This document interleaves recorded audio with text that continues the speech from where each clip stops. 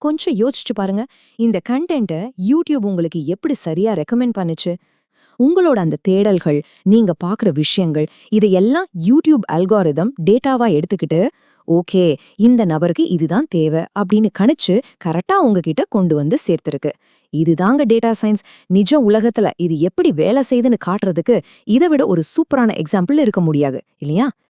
இப்போ நாம எதை நோக்கி பயணிக்க போறோம் அப்படிங்கிறதுக்கான ஒரு சின்ன ரோட் மேப் இதோ. ஃபர்ஸ்ட், தரவு அறிவியல்னா என்ன? செகண்ட், தரவின் முகங்கள் மற்றும் வகைகள். தேர்ட், புள்ளியியல் மற்றும் மாறுபாடு. ஃபோர்த், பிக் டேட்டா மற்றும் மெஷின் லேர்னிங். கடைசியா ஃபிஃப்த், தரவு அறிவியலோட பயன்கள். டேட்டா சயின்ஸ், அதாவது தரவு அறிவியல் அப்படின்னா என்ன? ரொம்ப சிம்பிள்.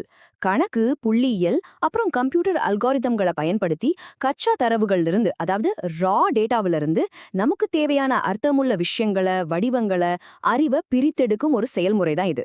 இன்னும் சுருக்கமா சொல்லணும்னா, ஆயிரக்கணக்கான எண்களுக்கு பின்னாடி ஒளிஞ்சிருக்கிற ஒரு ரகசிய கதையை கண்டுபிடிக்கிறது தான் இந்த டேட்டா சயின்ஸ். இது ரொம்ப சிறப்பா விளக்கும் ஒரு விஷயம் இதுதான். ஒரு பக்கம் பாத்தீங்கன்னா ஏகப்பட்ட குழப்பமான சிதறி கிடக்கிற தகவல்கள், அதாவது ரா டேட்டா. இது எப்படி இருக்கும்னா, ஒரு குற்றச்சம்பவம் நடந்த இடம் எவ்வளவு அல்லங்கோலமா இருக்குமோ அந்த மாதிரி இருக்கும். இன்னொரு பக்கம் அது எல்லாம் சுத்தம் செஞ்சு அழக வரிசைப்படுத்தி கிடைக்கிற டேட்டா இன்சைட்ஸ். இது அந்த மர்ம கதைக்கான சரியான விடையை கண்டுபிடிக்கிற மாதிரி. டேட்டா சயின்டிஸ்டோட வேலையே அவங்களோட ஸ்கில்ஸை யூஸ் பண்ணி இந்த குழப்பத்தை ஒரு தெளிவான பதிலா மாத்துறது தான். அடுத்து பகுதி 2, தரவின் முகங்கள் மற்றும் வகைகள். ஒரு டேட்டாவோட லைஃப் சைக்கிள் எப்படி இருக்கும்னு இதுல பார்க்கலாம். ஒரு டேட்டா டிடெக்டிவ் எப்படி வேலை செய்யறார் அப்படிங்கறத ஒரு 4 முக்கியமான படிகள்ல நம்ம பிரிக்கலாம். முதல் படி, தகவல்களை சேகரிக்கிறது. ரெண்டாவது, அதுல இருக்கிற தேவையில்லாத விஷயங்களை நீக்கி தரவை சுத்தம் செய்யறது. மூன்றாவது, அந்த டேட்டாக்குள்ள இருக்கிற பேட்டர்ன்ஸ், அதாவது வடிவங்களை நல்லா அனலைஸ் பண்றது. நாலாவது, நாம கண்டுபிடிச்ச அந்த ஆதாரங்களை எல்லாருக்கும் புரியுற மாதிரி ரொம்ப அழகா ஒரு வரைபடமா பிரசன்ட் பண்றது.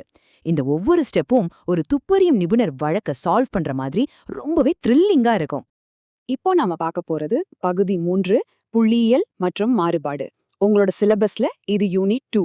டேட்டாவை புரிஞ்சுக்கணும்னா கண்டிப்பா நமக்கு புள்ளியியல், அதாவது ஸ்டாட்டிஸ்டிக்ஸ் தெரிஞ்சிருக்கணும். இதுல வேரியன்ஸ் மற்றும் ஸ்டாண்டர்ட் டீவியேஷன் அப்படின்னு 2 வார்த்தைகள் வரும். கேட்க கொஞ்சம் பெரிய வார்த்தைகள் மாதிரி இருந்தாலும் இதோட அர்த்தம் ரொம்பவே சிம்பிள்ங்க. ஒரு சராசரியிலிருந்து தரவுகள் எவ்வளவு தூரம் விலகி அல்லது சிதறி இருக்கு அப்படின்னு அளக்குற ஒரு கணக்கீடு தான் இது. உங்களுக்கு புரியுற மாதிரி ஒரு தமிழ் சினிமா உதாரணத்தையே சொல்றேனே. சில படங்கள் ரிலீஸ் ஆனதிலிருந்து தினமும் ஒரே மாதிரியான வசூலை தரும். ஆனா வேறு சில படங்கள் முதல் நாள் பிரம்மாண்டமான வசூலை கொடுத்துட்டு அடுத்த நாளே ரொம்ப கம்மியான வசூலை தண்டு பெரிய மாறுபாட்டை காட்டும். இப்படிப்பட்ட மாறுபாட்டை அளவிடுகிற வேலைதான் இந்த வேரியன்ஸ்.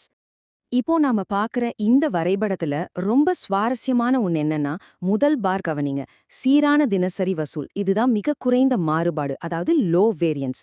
ரெண்டாவது பார், வீக்கெண்ட்ல மட்டும் எகிரும் வசூல், இது நடுத்தர மாறுபாடு, மீடியம் வேரியன்ஸ். மூணாவது பார், கணிக்க முடியாத வசூல், இது அதிக மாறுபாடு, ஹை வேரியன்ஸ். இதுல இருக்கிற பார்களின் உயரம் அந்த எண்களோட கணித சிதறல எவ்வளவு ஈஸியா சிம்பிளா நம்ம கண் முன்னாடி நிறுத்துது பாத்தீங்களா? அடுத்து நாம பார்க்க போறது பகுதி 4, பிக் டேட்டா மற்றும் மெஷின் லேர்னிங். டெக்னாலஜி உலகத்துல இப்போ ரொம்ப ட்ரெண்டிங்கா இருக்கிற ஏரியா இதுதான். இந்த ட்ரெடிஷ்னல் டேட்டா, அதாவது பாரம்பரிய தரவு அப்படிங்கிறது நம்ம ஊர்ல இருக்கிற ஒரு சின்ன மளிகை கடையை மேனேஜ் பண்ற மாதிரி ரொம்ப கம்மியான பொருட்கள், நமக்கு தெரிஞ்ச வாடிக்கையாளர்கள். ஆனா இந்த பிக் டேட்டா அப்படிங்கிறது ஒரு பிரம்மாண்டமான ஊர் திருவிழாவை நிர்வகிக்கிற மாதிரி. நினைச்சு பாருங்க, லட்சக்கணக்கான மக்கள், எண்ணற்ற கடைகள், நொடிக்கு நொடி மாறிக்கிட்டே இருக்கிற நிகழ்வுகள், டேட்டாவோட அந்த பிரம்மாண்டமான அளவு, வேகம், அப்புறம் சிக்கலான தன்மை, இது எல்லாத்தையும் சேர்த்ததுதான் பிக் டேட்டா. சரி, இவ்ளோ பெரிய திருவிழா கூட்டத்தை எப்படி மேனேஜ் பண்றது? அங்கதாங்க இந்த மெஷின் லேர்னிங் அல்காரிதம்கள் மூளையா செயல்படுது. இவை அந்த டேட்டாவில இருந்து தானாகவே விஷயங்களை கத்துக்குது, எதிர்காலத்துல என்ன நடக்கும்னு கணிக்குது, சரியான ரெக்கமெண்டேஷன்ஸ் கொடுக்குது.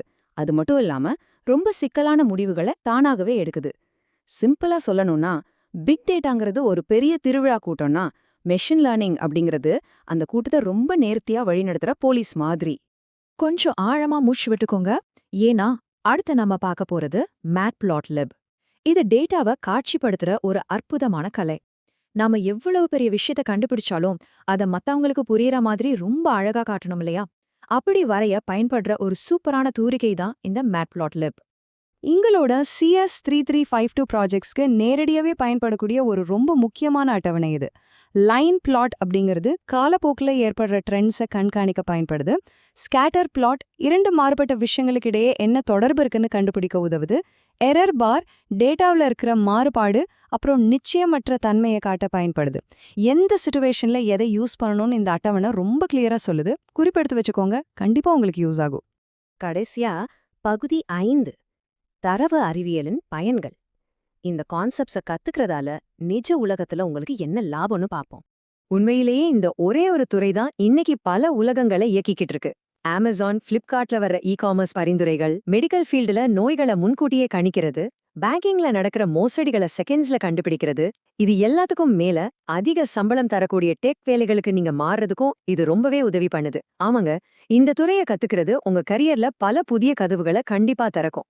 பிக் டேட்டாவிற்குள் மறைந்திருக்கும் பிரம்மாண்டமான திறனை திறக்கும் சாவியே தரவு அறிவியல். இது உங்களுக்கு ஒரு நல்ல ஸ்பார்க்க கொடுத்துருக்கும்னு நினைக்கிறேன். மீண்டும் ஒரு சுவாரஸ்யமான தலைப்போடு உங்களை சந்திக்கிறேன்.